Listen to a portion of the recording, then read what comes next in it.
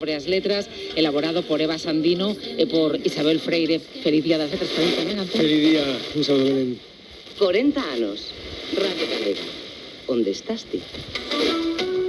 Do 3 ao 24 de maio das letras en Muxía. O sábado 17, ruta ventiana por Muxía. Serán das letras e o remate Foriala.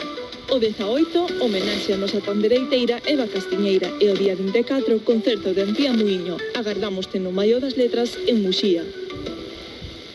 Festival Internacional de Música Pórtico do Paraíso. Do 9 ao 18 de maio, 5 grandes concertos no mellor do patrimonio da cidade de Ourense e da provincia. Patrocinan a Deputación de Ourense e a Xunta de Galicia.